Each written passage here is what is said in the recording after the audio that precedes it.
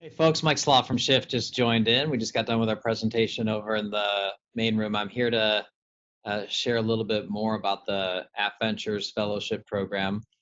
Looks like we have about 18 folks in the room right now. I'm happy to pause for just a few minutes and answer any questions that may have come up during the presentation, or answer any questions about the fellows who have participated in the program thus far to date, what the future cohorts look like, or any other questions that you have for me about Shift or anything else that we're working on right now. So I'll pause here for questions just for a few minutes. It doesn't look like we have any questions from the group, which is totally cool.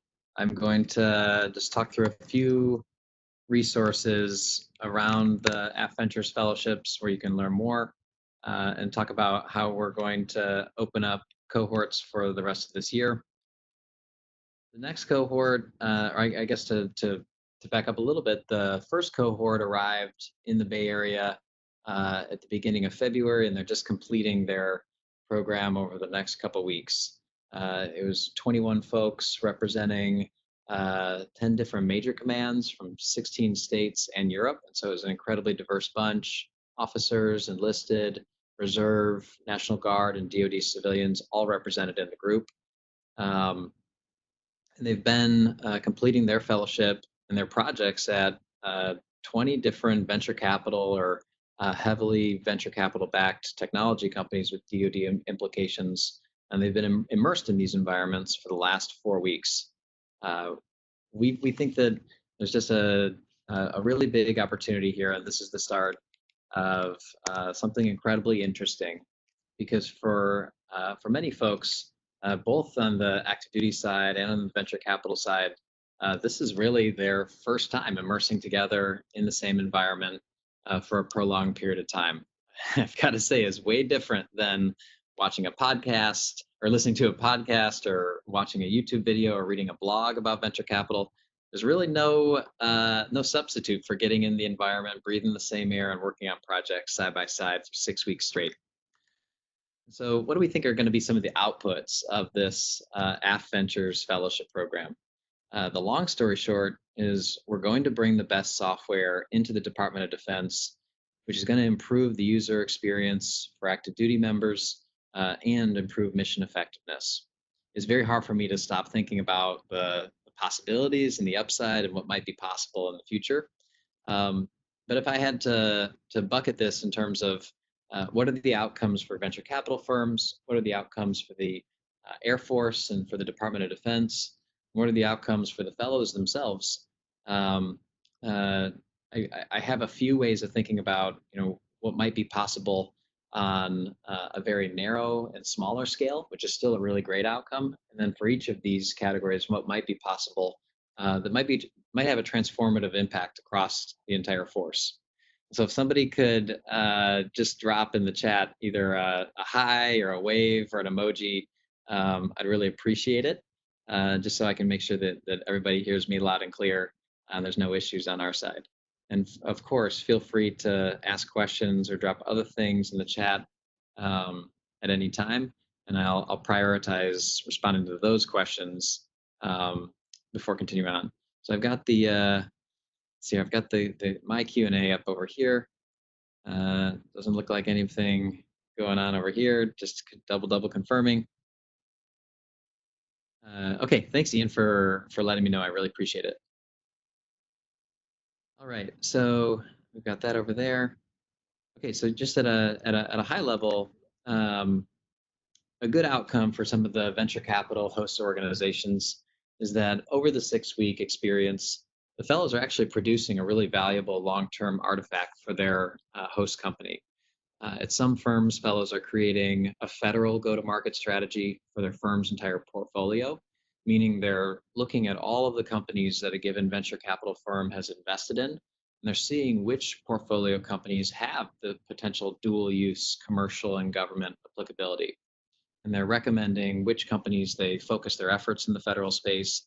Then they actually help them onboard into their first federal contracts. And the fellows in this program are very familiar with the SBIR process. And so we've seen, as I mentioned in the presentation, just over 24 companies onboarding into their first SIPR contracts, which is pretty exciting, and it has a lot of sort of potential for what we might see in the road ahead. The big outcome, the transformative outcome for VC host organizations, that is just that they're going to develop this deep and very personal relationship with a military rising star who can always provide expertise and help navigate the complexities of government acquisitions. It's a really valuable thing to be the person that a given VC firm turns to when they're trying to navigate some of these complexities of operating in the federal space. Now, when I think about what might be a good outcome for the Air Force as a whole, it's pretty simple. Active duty units are going to finally start using consumer friendly, deeply integrated, enterprise grade software that dramatically improves their lives. Anybody who's served in the military knows exactly what I'm talking about. Um, it's very exciting thing that we're seeing this consumerization of the enterprise for folks that are working in the civilian workforce. A lot of the enterprise level tools are starting to look and feel like the consumer technologies that we play with on our phones every day. That's a good thing if that happens for the Department of Defense as well. The transformative outcome, I think, for the Air Force is that we're actually going to be able to find and fund more of these fringe and nascent technologies that are going to actually help us win as a nation against our adversaries. Um, they'll be able to find and fund these nascent technologies before they hit zero cash day. Think about the two hackers who are working on some next generation satellite technology in a garage in Palo Alto. They're facing realities that they have to try to find product market fit before running out of cash. And this is going to actually allow us as a nation to invest and find more of these technologies and help get them to commercial viability before they run out of money. And then the last one, what's the actual outcome or the impact on the fellows and the participants of the program? Through the networks that they develop in this 6 weeks that they spend in the Bay Area, they're going to be able to connect their friends to opportunities that would have been otherwise inaccessible. There's just no better feeling than being able to help somebody get a job that they love, that they think that they wouldn't have had access to otherwise. When you help somebody through this process, they're in your corner for life. A deep relationship is established. But the really big outcome, the transformative outcome for active duty, reserve, guard, DoD civilian participants is that we will have developed a model to translate expertise and experience across industries that until now were very deeply siloed. We envision a world where there is going to be a pathway to seamlessly flow between tech and government, between tech and defense. It's a future that we all want to live in. And so I'd encourage you in closing, and I can look at and see if there's any other questions that have come up, to visit AFVentures, afventures.shift.org.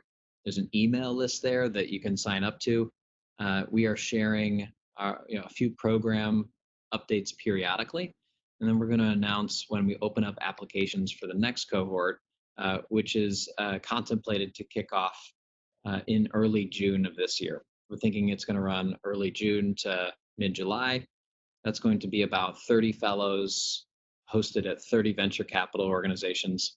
And then later this year, there's going to be a couple other exciting events happening, but the third cohort of fellows will be around early to mid-October to the middle of November before Thanksgiving.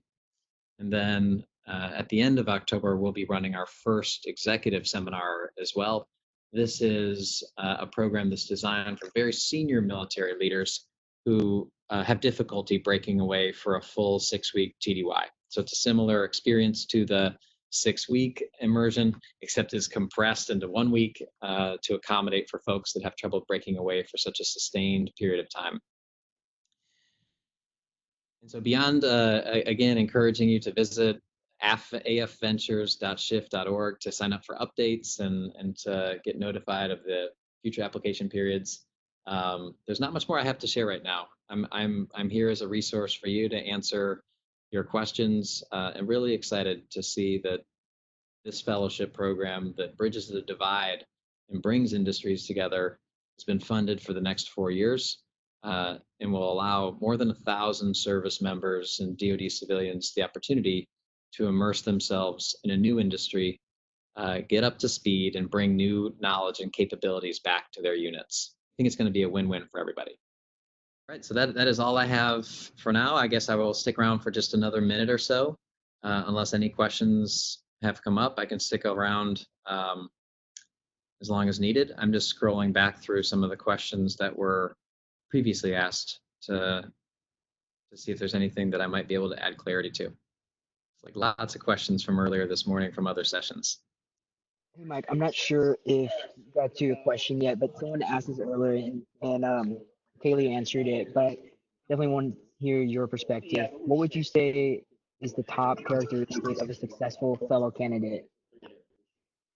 Yeah, of course. So and then are you calling in as a prospective future prospective future fellow, someone who's going to come and participate in the program?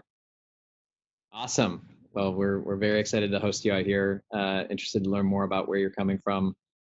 It's something that you can always follow up with me directly. I'm just Mike at shift.org. But how we think about the actual assessment of folks that we accept into this fellowship program, we are trying to develop a new model for the Air Force to assess and find who are the most innovative and who are the most creative people who are currently in the active duty, reserve guard, or DoD civilian parts of the force. We evaluate candidates across 55 dimensions that are, for the, I guess, big chunks of them are equally weighted. Some of them are weighted more heavily than others. And this is actually a rubric that we're going to share publicly when we announce the next cohort application open period, which is likely going to be during the first week of April. But at a high level, we are looking for folks who are open-minded, who are flexible, who are able to demonstrate a sincere interest and capability with respect to the specific industry vertical around the program that we're facilitating. The next two programs this year are both, they both remain in the investing and risk management vertical.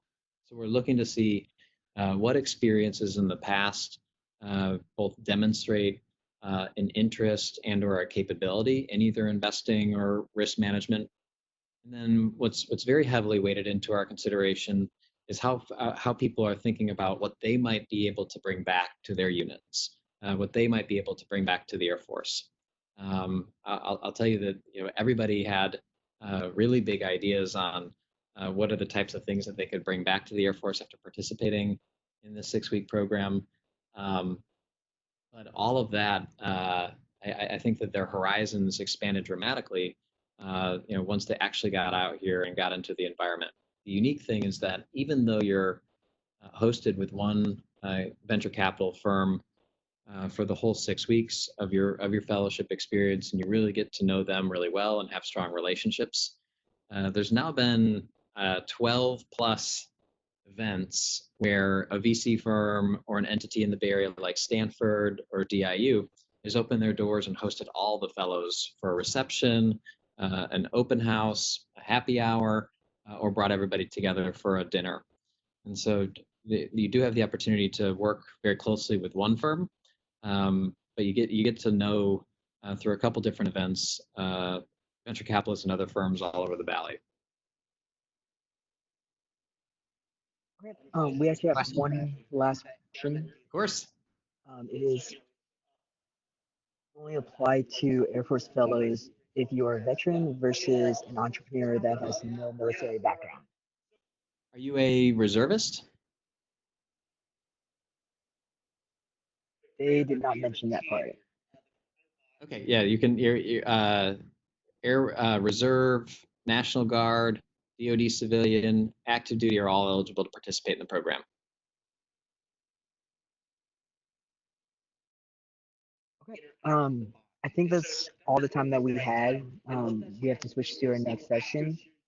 Do you want to provide a contact in case if anyone want to reach out to you after this? Yeah, let me see if I can just. I'm just Mike at shift.org. I'll put that in the I can't put it in the comments. I don't know how to do this here. Um, Yeah, should pretty easy. should Mike at shift.org. And then the website to get updates on the program is just afventures, afventures.shift.org. Thanks very much to our host for putting my contact information in there. That's the best way to reach me. awesome. No problem. And then thank you, Thanks, Mike, for your everybody. time. Have a great rest of your day. Godspeed. Stay safe out there.